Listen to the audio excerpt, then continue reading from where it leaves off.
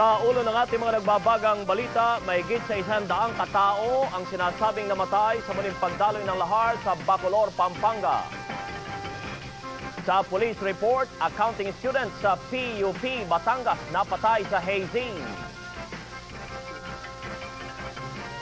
Sa Lingkod Bayan, binata pinagpapalo ng 2x2, trip lang, ika ng lasi. Sa Star News, Gretchen, miss na ang showbiz. Sa pulso ng TV Patrol, ang nag-iisang batas na nagawa ng Senado sa loob ng 3 buwan, yan ang ating pupulsuhan.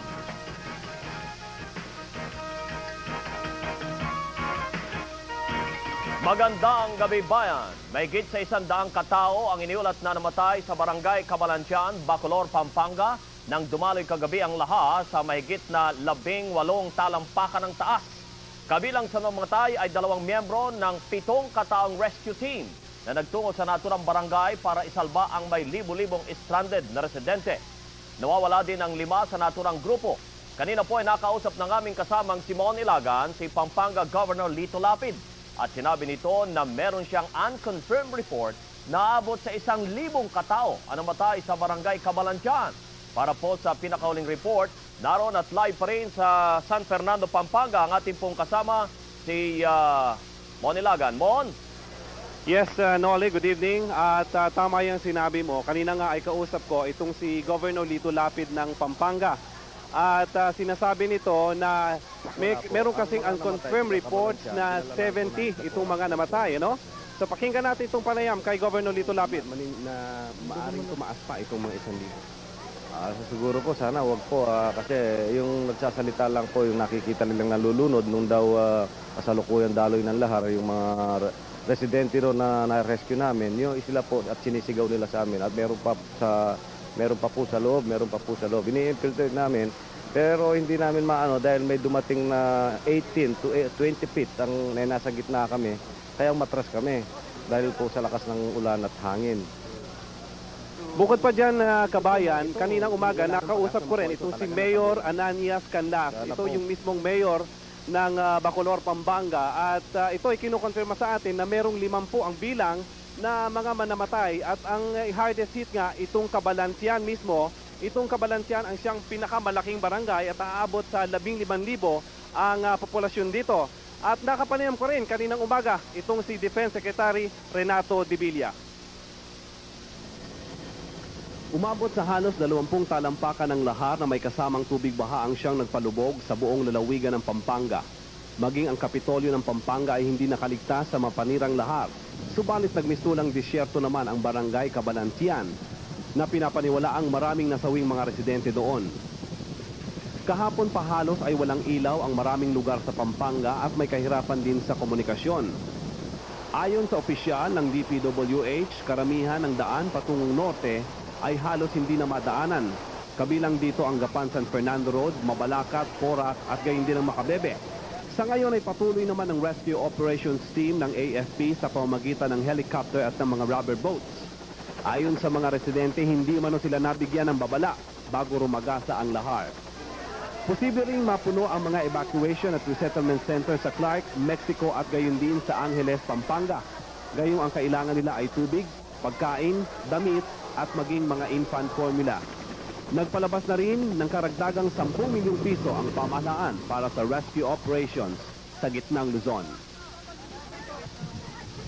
At karagdagan dyan, kabayan, mula dito sa 20,000 mga residente o mga tao rito mismo sa naapektuhan dito sa Cabalantian, which is about 15,000, at 5,000 naman dito sa may San Fernando, Pampanga, ay halos 5,000 na ngayon ang naitala mismo sa Department of Social Welfare and Development na siyang naililikas at nakakapagtala at ito ay dinadala sa iba't ibang evacuation centers. At nais ko lamang ulitin ang pangangailangan dito, kabayan, ang mahigpit na pangangailangan, yung potable water, ang tubig inumin, at gayon din ang infant formula sa mga bata sapagkat lubhang walang nadalang mga gamit at gayon din itong mga pera nila, itong mga kababayan natin mismo sa apektadong lugar dito sa Cabalantian. Mon, ilan ba talaga ang bilang ng mga matay o yung body counts na sinasabi natin? Kasi tayo mga reporter, yung body counts ang ating kinukuha.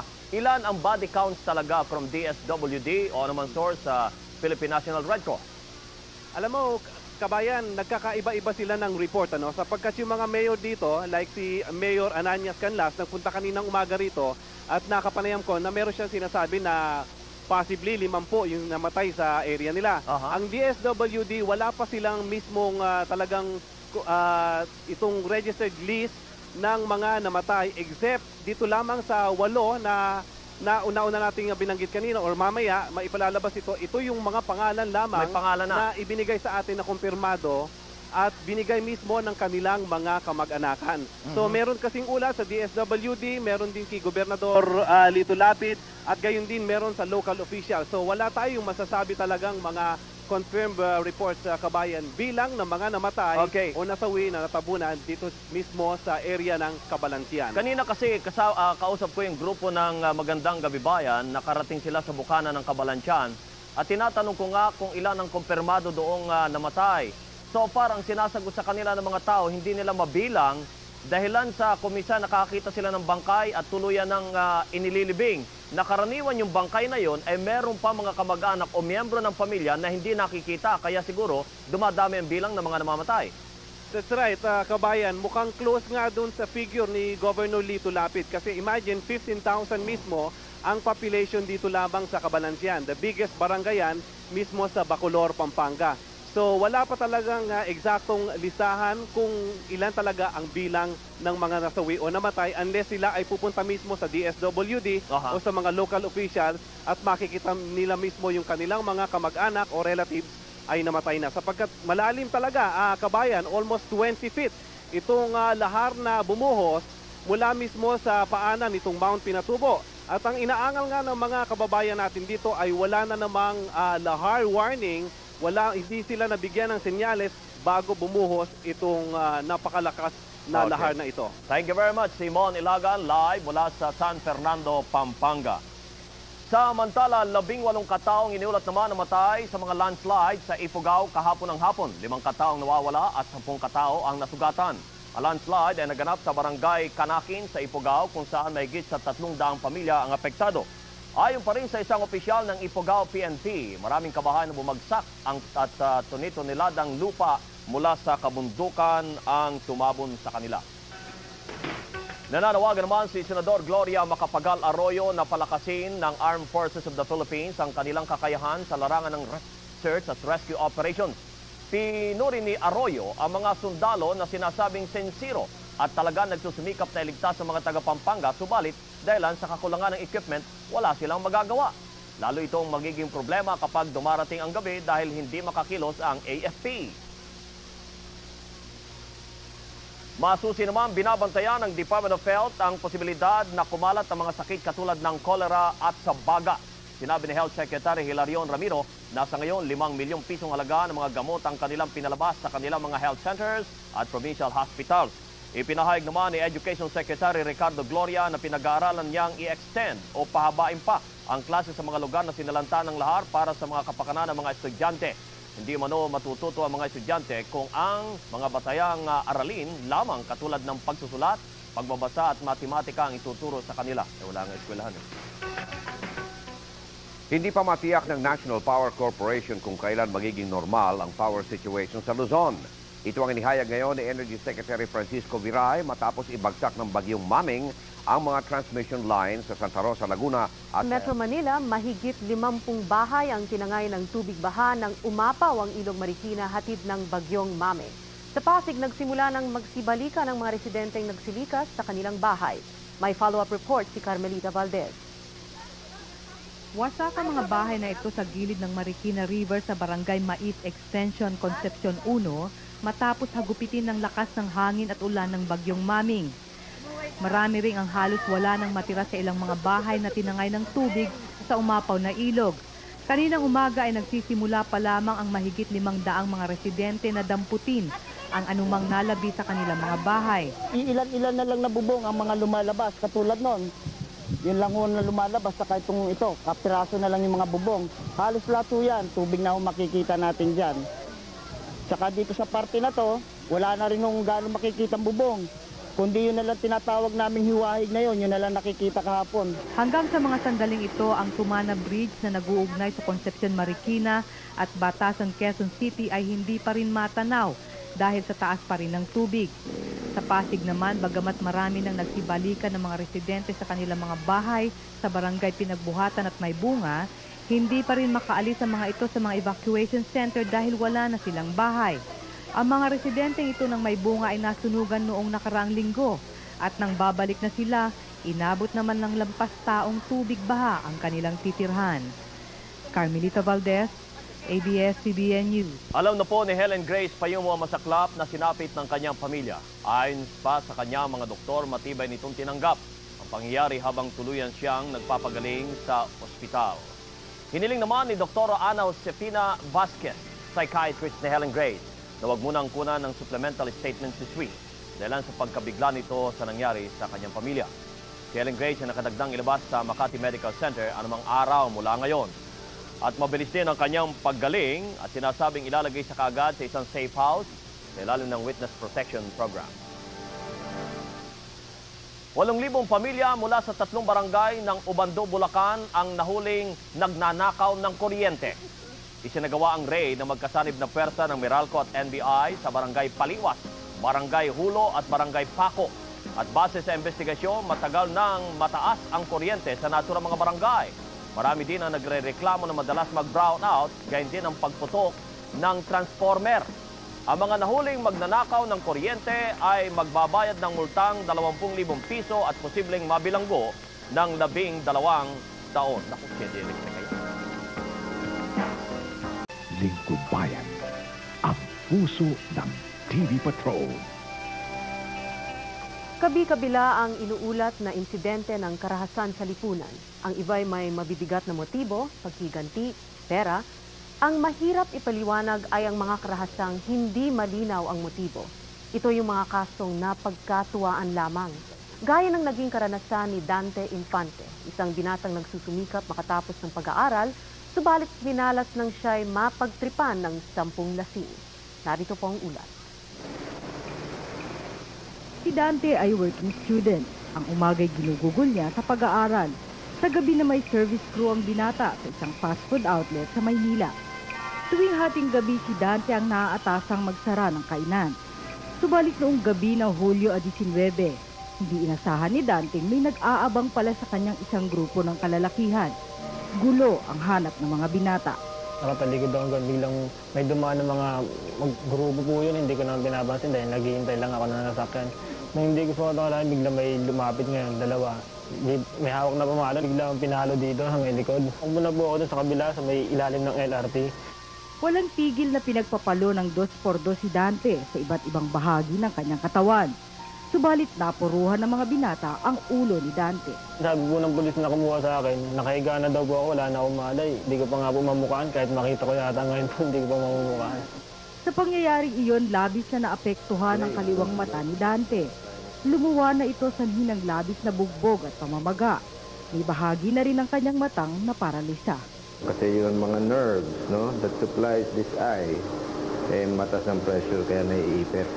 Sanhi na rin ang napakataas na presyon sa kanyang mata, naninintog na rin sa labis na pamamaga ang mga ugat sa utak ni Dante. Ayon sa doktor, anumang oras ay maaari itong pumutok at maging sanhi ng maaga niyang pagkamatay. Tanging paraan upang maisalba ang kanyang buhay at paningin ay makabagong estilo ng operasyon. From there, maglalagay tayo ng tinatawag namin detachable balloons. Iiwanan natin yung balloon doon sa loob. So, yung balon na yun, i-close niya yung fistula, i-return back to normal lahat nito nangyayari sa kanya. Tumigil na sa pag-aaral at pagtatrabaho si Dante. Bilang pagtulong ay nag-ambag-ambag ng kaunting halaga ang kanyang mga kaeskwela. Halos may iyak-iyak na ako kasi unang-una, maliit pa ako, talagang balak ko na makapagtapos kahit na anong mangyari, sabi. Yung business ng nakapun namin, galing pa sa DSWD, maliit na tindahan lang po. Yung na-aksidente po ako noon, at sa Diyos ko, ano po bang gagawin ko? Bakit nangyari pa sa akin? Sabi ko. Sana po matulungan ninyo kami. Kapag papa-opera ng mata niya. Hindi ko po kaya. Hihingi po talaga ako ng tulong po, lalo na sa mga Kristiyanong tulad ko po. Kasi wala naman po kailangan. Kung ano po man sana yung may tutulong nila, para sa akin po, malaking bagay po yun. Ayon sa doktor, di lamang pagkabulag, posible pang ang kamatayan ng sapiti ni Dante kundi maagapan ang pagputok ng ugat sa kanyang utak. Tanging operasyon lamang ang makakapigil sa pagtaas ng presyon sa ugat ng binata. Damayan po sana natin si Dante sa operasyon ito na maaaring makasagip sa kanyang buhay.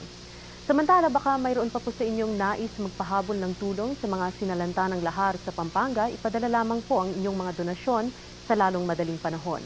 Mga kaibigan, ang amin pong tanggapan ay bukas para sa inyong lahat mga araw ng Lunes, Miyerkules at Sabado mula alas 8 hanggang alas 12 ng tanghali. Ang amin pong address, Lingkod Bayan, TV Patrol, ABS-CBN, Mother Star News. Sentro muli ng balita si Gretchen Barreto at ito'y dahil sa nakaw eksena niyang pagdalo sa premiere ng pelikulang Pocahontas sa Makalawa. Ito ang unang pagkakataon na lumantad si Gretch sa publiko mula nang mag-testify siya sa kasong Manila Film Fest scam noong Disyembre. Pero false alarm anya ang spekulasyon na pinayagan na siya ni Tony Boy Cojuangco na bumalik na sa showbiz. Puro iwas ang ginawa ni Gretch sa mga kamera ng iba't ibang istasyon na nakatutok sa kanya sa Mega Mall. Sabi niya sa kasamahan naming si Mario Dumawal, hindi niya akalain na pagpipiestahan siya ng taga-media.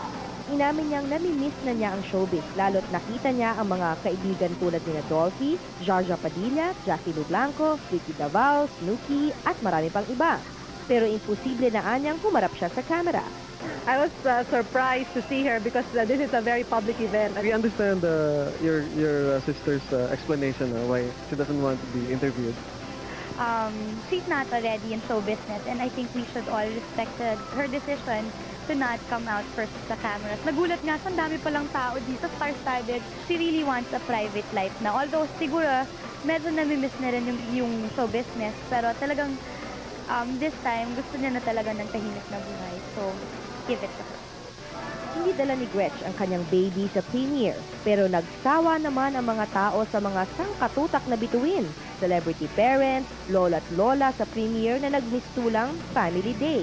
Isang positibo at pambihirang larawan nito ng showbiz na kadalas ay nababalita lamang dahil sa chismis at intriga. Nagulat nga ako pagdating namin, umaga ang daming kapatid namin sa hanap buhay nandito with their family. So, it's an exciting night. My mom brings them yung mga videos sa mga songs. So, talagang alam na nila. We hope we can have more, functions like this, no? Yeah, definitely. I think it's a good occasion where the artists and other people can get together. My husband is in Cebu. He's doing a show. Pero I'm with my baby, Sam. Yeah. Where's your dad? John. Where? I think he bought a Pocahontas doll for you. Yes. Yes, what is it? Kung nagbalik na si Gretchen, malabo namang mapanood pa si Alice Dixon sa pagganap niya bilang Jessica Alfaro. Kanina lang ay nagpasya si Judge Escolastico Cruz ng Makati Regional Trial Court na i-dismiss ang apela ng Viva Films na pawalang bisa ang restraining order sa pagtatanghal ng The Jessica Alfaro Story. Kinilala ng korte ang mahalagang papel ng pelikula sa lipunan. Pero ayon kay Judge Cruz, hindi karapat-dapat ang pelikula ni Alice na mapabilang sa protection ng freedom of artistic expression. Dinagdag niya na ang proyektong dinirehe ni June Posadas ay malinaw na pagsasamantala ng mga taong sangkot sa kasong Visconde Massacre at hindi rin umano papasa bilang anti-drug na pelikula. Naktakdang iapela ng Viva ang desisyon ng korte.